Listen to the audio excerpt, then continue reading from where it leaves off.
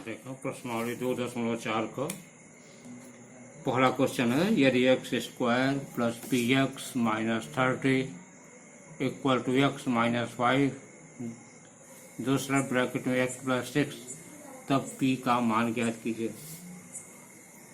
देखा, ऐसे क्वेश्चन लगाने के लिए क्या है कि इन दोनों गुणज में से कोई एक गुणज होगा तो इसका मतलब कि इसका शून्यांक का मान इसको सेटिस्फाई करेगा, अर्थात यदि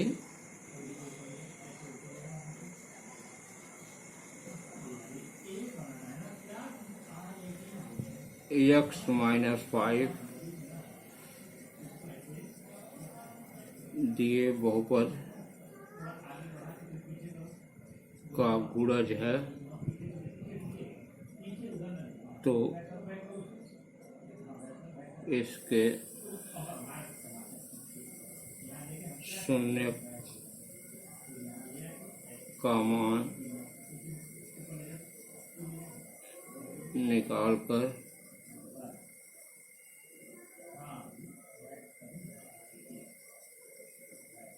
बहुपद में रखते हैं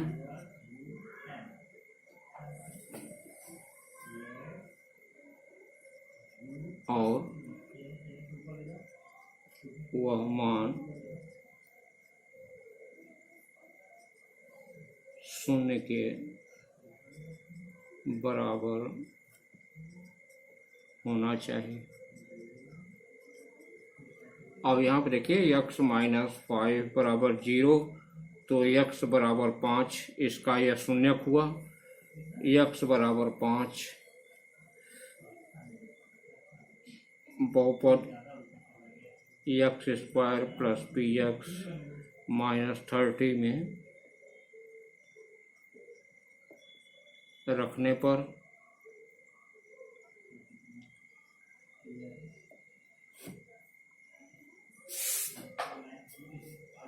पाँच का वर्ग धन पी एक्स माइनस 30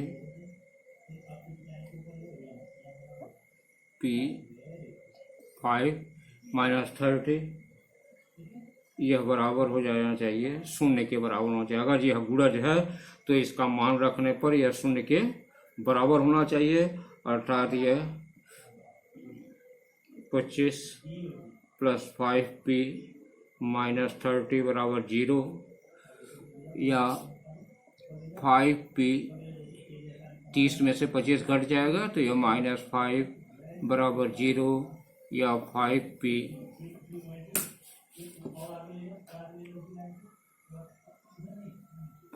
बराबर यह इधर जाएगा तो 5 हो जाएगा प्लस 5, और यह p बराबर हो जाएगा 5/5 बराबर 1, अर्थात p का मान 1 के बराबर होगा। इस तरह से इसका मान निकाल सकते हैं। 6 में भी मान आप रख करके निकाल सकते हैं।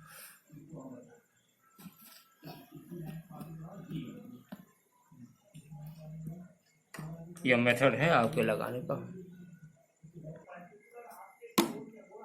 दूसरा क्वेश्चन देखेंगे कि यदि x माइनस 2 और x माइनस 1/2 दोनों बहुपद P x square plus 5x plus r के गुणनखंड हैं तो दर्शाएं कि p बराबर r। अब देखें, ये दोनों गुणनखंड हैं तो पहले हम एक एक काल लेते हैं। x माइनस 2 यदि गुणनखंड है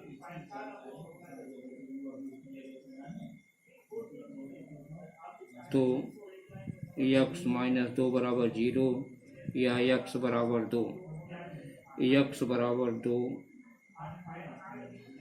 बहुपद P x square plus 5x plus r में मान रखने पर यह मान हो जाएगा आपको p 2 का स्क्वायर धन 5 इंटू 2 प्लस आर बराबर 0। मान रखने पर शून्य होना चाहिए। मान रखने के बराबर शून्य हो गया तो इसका मतलब ये हो गया 4p प्लस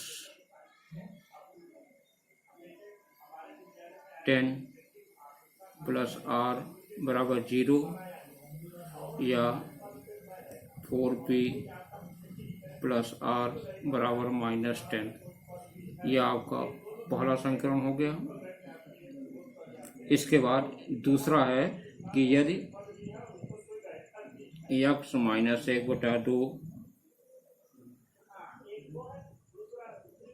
बहुपद का गुणनखंड है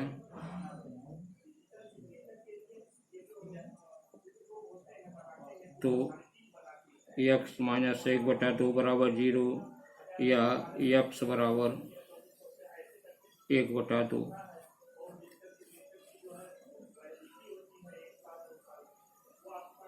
x बराबर 1/2 मान बहुपद में रखने पर बहुपद का मान शून्य होना चाहिए। बहुपद का मान शून्य होना चाहिए। तो इसमें आप देखेंगे मान रख दें, यह है आपका p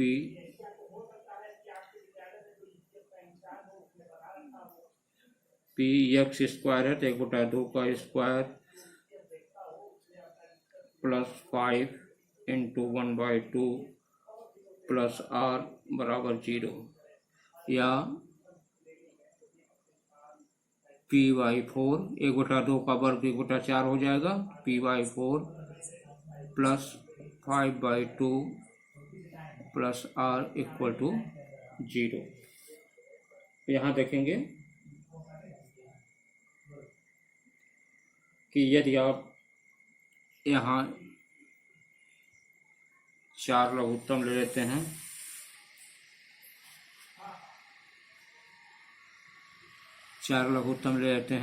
तो यह हो जाएगा p plus 10 plus 4r equal to 0। हम इससे इसमें गुणा कर देंगे तो 0 हो जाएगा, अर्थात यह जो है p plus 4r plus 10 equal to 0 या p plus 4r equal to -10। यह आपका दूसरा समीकरण होगा। दोनों समीकरण का मान बराबर और 0 है, इसलिए हम दोनों शेषफल ही हैं। एक शेषफल यह है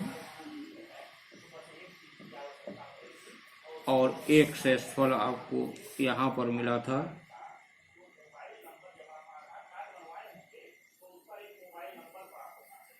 तो अब इसमें जो है इन दोनों बराबर होंगे तो हम यहाँ लिख सकते हैं कि 4p प्लस r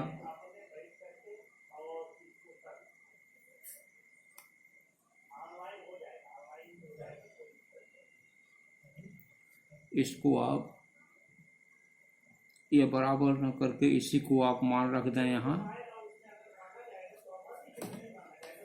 देखें, इसको बराबर न लिख करके इसी को आप फर्स्ट मानना और यहाँ भी इसी को आप सेकंड मानना और दोनों को बराबर कर दें। कोई ज़रूरत नहीं है क्योंकि दोनों बराबर रखना है। 4p प्लस r प्लस 10 बराबर हो जाएगा यह इसके p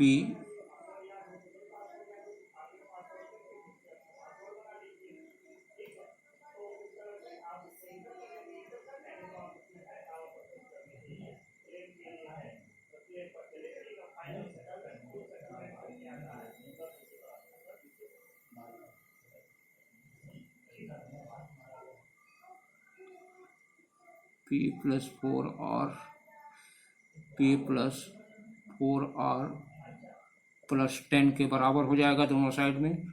अब इसमें से यदि आप इसको एक साइड कर लेते हैं तो आप देखेंगे कि आर को एक साइड करना, देखें यह हो जाएगा 4p, इसको इधर करेंगे p को तो यह माइनस p हो जाएगा, 4p माइनस p। यह 10 इधर भी है तो ये दोनों कैंसिल हो जाएगा, यह बराबर हो जाएगा 4r, और यह r इधर आएगा तो हो जाएगा माइनस r। तो आप देखेंगे कि यह 3p बराबर 3r या p बराबर r। यह आपका प्रूफ हो जाता है कि p बराबर r के होगा। यदि दोनों शेषफल जो है हम बराबर करते हैं तो यह बराबर इतने का हो जाएगा।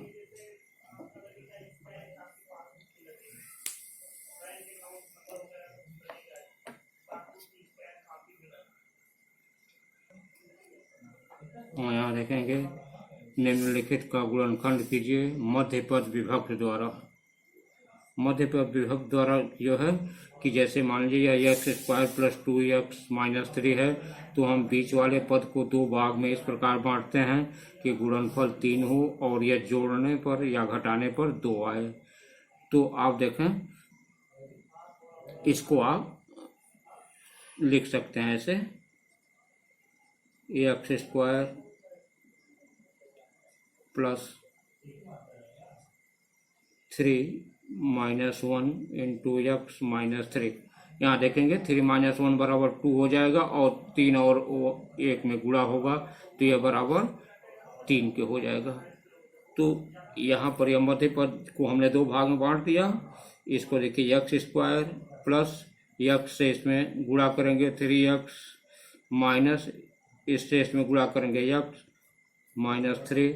इन दोनों में देखें एक्स कॉमन है, एक्स कॉमन ले लेंगे, बचेगा आपका इसमें एक्स प्लस इसमें 3 बचेगा, एक्स कॉमन हो जाएगा माइनस इन दोनों में देखें 1 कॉमन ले लीजिए तो माइनस कॉमन लेने से यह देखिए यह एक्स हो गया और यह माइनस जो है चेंज होकर के +3 हो जाएगा।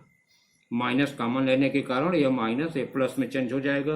अब देखें यहाँ x +3 और यह x -1, यह आपका गुणनखंड हो गया। इस मेथड से विभक्त विधि द्वारा ज्ञात करते हैं। यह आपका पहला क्वेश्चन रहा। इसका दूसरा पार्ट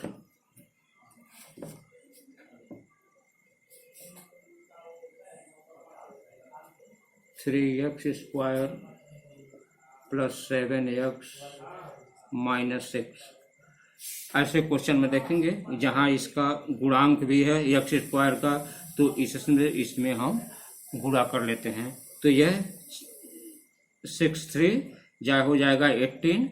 अब यहाँ 7 का हम दो भाग ऐसा करेंगे कि गुणनफल जो है 18 हो और यह जोड़ने अथवा घटाने पर जो है 7 आए। तो देखिए 18 को यदि हम 9 2 कर दें तो 9 में से 2 घटाएं तो यह आपका =7 आ भी जाएगा और यह 9 दूनी 18 हो भी जाएगा।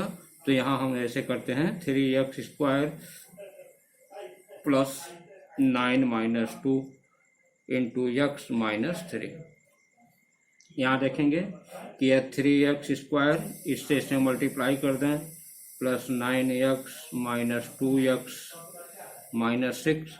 इन दोनों में देखें 3 और x कॉमन है, 3x कॉमन ले लेंगे तो यह आपका बचेगा यहाँ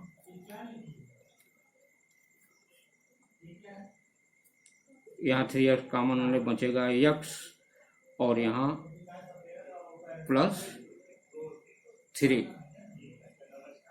-2 कॉमन ले लेते हैं इसमें तो यह बचेगा x और यहाँ माइनस के कारण यह माइनस प्लस हो जाएगा और 2 3 6। अब देखेंगे x +3 इसमें भी है इसमें भी है तो x +3 कॉमन हो गया, शेष बचाया आपका इसमें 3x -2। यह आपका गुणनखंड हो गया।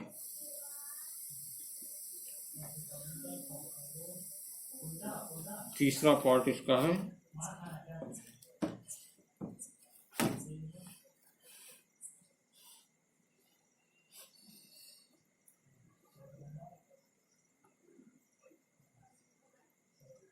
(2x² plus 3 under root 5x plus 5। यहाँ देखेंगे इसमें 5 का 2 से गुणा करेंगे तो यह हो गया 10। 3 अंडर रूट 5 का 2 भाग ऐसा करेंगे कि गुणनफल 10 हो और जोड़ने घटाने पर यह जो है 3 अंडर रूट 5 है। तो इसके लिए आप क्या करेंगे कि देखिए 2 अंडर रूट 5 और अंडर रूट 5, यदि हम इन दोनों का गुणा करें तो अंडर रूट 5 का गुणा हो जाएगा 5 और गुणे 2, यह बराबर 10 हो भी जाएगा। और इसमें ये दोनों को जोड़ दें 2 और यह 3, 2 under root 5 plus under root 5 जोड़ेंगे तो यह हो जाएगा आपका 3 अंडर रूट 5। तो इस तरह से जो है इसका विभक्त कर लेंगे तो यह हो जाएगा आपका 2x square plus 2 under root 5 plus under root 5 into x plus 5। यहाँ देखेंगे यह हो जाएगा 2x square plus 2 under root 5x plus under root 5x plus 5। यहाँ देखेंगे कि इसमें से 2x कॉमन हो जाएगा, 2x इसमें भी है इसमें भी है तो यह हो जाएगा, इसमें बचेगा आपका x प्लस इसमें बचेगा आपका under root 5x plus under root 5 बचेगा, x और यह कॉमन में आ गया। प्लस यहाँ देखेंगे कि इसको हम 5 को हम अंडर रूट 5 गुणे अंडर रूट 5 लिख सकते हैं, इसलिए इसमें से हम अगर जो अंडर रूट 5 कॉमन ले लें तो यहाँ बचेगा x और यहाँ बचेगा अंडर रूट 5 को अगर 2 एक कॉमन में चला जाएगा तो एक बचेगा यह अंडर रूट 5। अब यहाँ देखें ये दोनों एक समान है तो x धन अंडर रूट 5 और यहाँ बचेगा यह 2x प्लस अंडर रूट 5, यह आपका गुणनखंड हो जाएगा। इस तरह से आप इसका गुणनखंड कर लेंगे।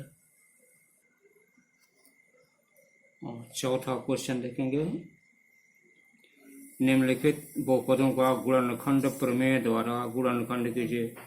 गुणनखंड प्रमेय में यह होता है कि आप देखें हम यहाँ पर जैसे 66 है, 66 के कितने गुणनखंड हो सकते हैं, इसमें मुख्य रूप से आप ये देखेंगे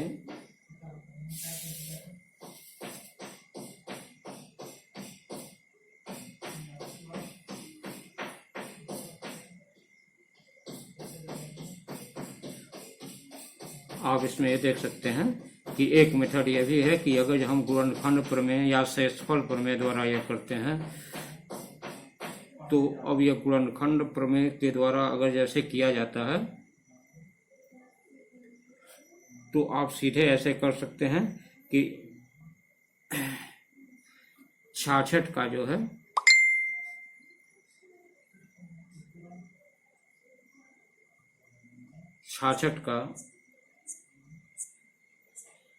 हम यदि गुणनखंड करें तो यह हो जाएगा 11 गुणे 6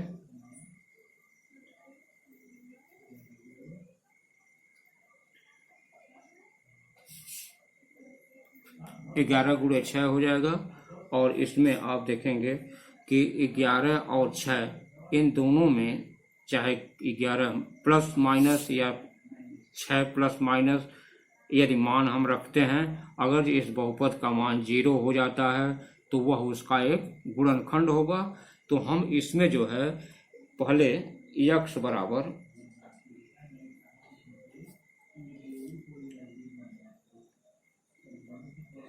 x बराबर 6 रखने पर देखते हैं कि यह हो जाएगा 6 का वर्ग धन 5 इंटू 6 माइनस 66, यह हो गया 36 धन 30 ऋण 66। ये दोनों ये जोड़ेंगे तो यह 66 ऋण 66 बराबर ये 0 हो जाएगा। और यदि 0 हो गया तो इसका मतलब यह हुआ कि अतः x बराबर 6 रखने पर हुआ है, इसको हम इधर ट्रांसफर करें तो यह हो जाएगा x माइनस 6 दिए बहुपद का गुणनखंड होगा।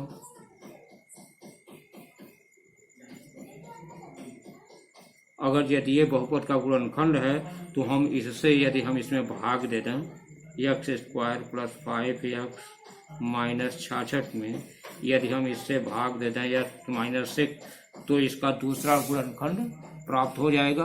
अब यहाँ भाग देने पर देखें एक्स बार यह जाएगा, एक्स से एक्स बार में गुणा करेंगे, यहाँ एक्स स्क्वायर यह हो जाएगा माइनस 6x, इसको घटा देंगे यह कैंसिल हो जाएगा।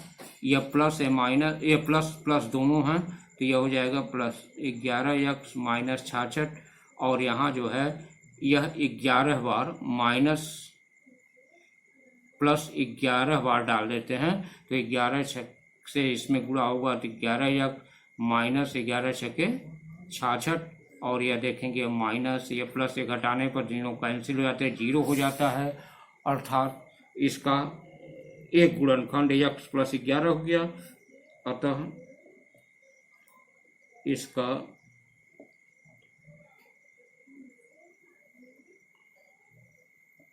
दिए बहुपद का गुणनखंड x माइनस 6 और x प्लस 11 होगा। इसको इस तरह से हल करते हैं, यह मेथड है हल करने का। अगर यह शेषफल प्रमेय से यहाँ दूसरा पार्ट देखेंगे इसका 3x square minus 11x minus 4, यहाँ देखेंगे कि जब यहाँ x का एक गुणांक हो जाता है तो हम इस गुणांक को क्या करते हैं कि इस गुणांक को हटाने के लिए हम यहाँ 3 जो है 3 कॉमन ले लेते हैं तो यह गुणांकखंड यहाँ पर यह आपका हो जाएगा x square minus 11/3x minus 4/3, यह इस तरह से हो जाएगा। अब यहाँ देखेंगे, अब यहाँ ये देखेंगे कि इसमें जो है हम अंतिम वाले का गुणनखंड करते हैं तो यह 4/3 का गुणनखंड होगा 4 गुणे 1/3। तो अगर हम x की जगह 4 रखें या x की जगह 1/3 रखें तो दोनों में से रख करके किसी के द्वारा जो है हम इसका शून्य ज्ञात करते हैं। अब इसका गुणनखंड निकालने के लिए हम पहले लिखेंगे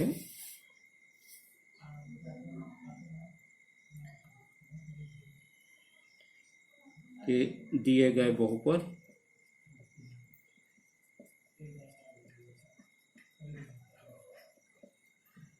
x बराबर 4 रखने पर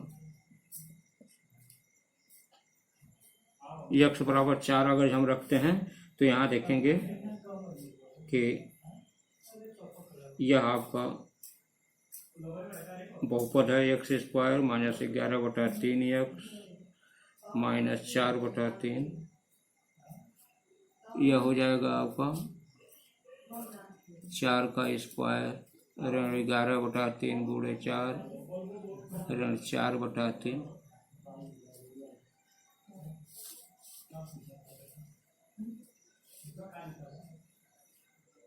यह हो जाएगा 16 माइनस 44/3 माइनस 4/3।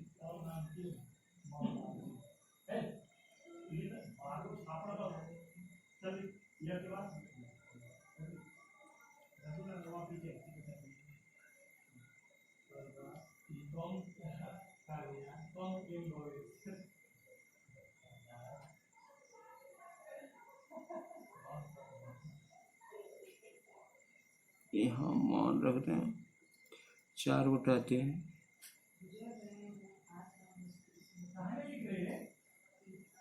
पूरे 4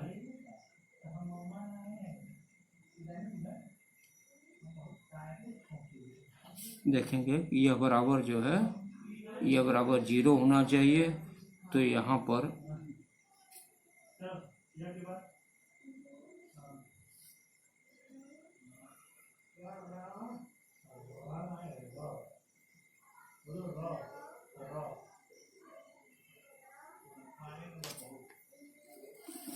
ऐसे आप मान रखें।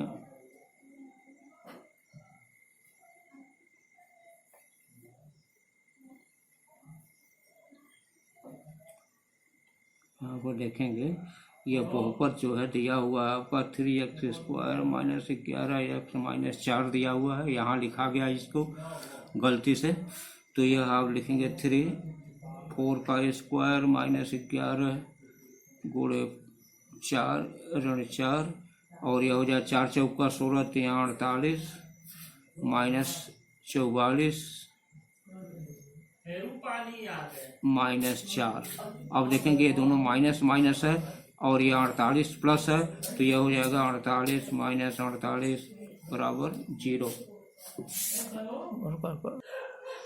और देखेंगे कि यहाँ x बराबर 4 रखने पर यह 0 हो गया,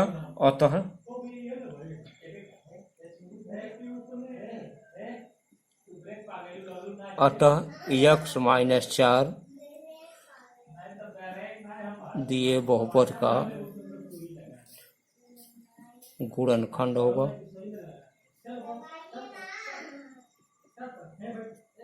इसी प्रकार x बराबर 1/3 रखने पर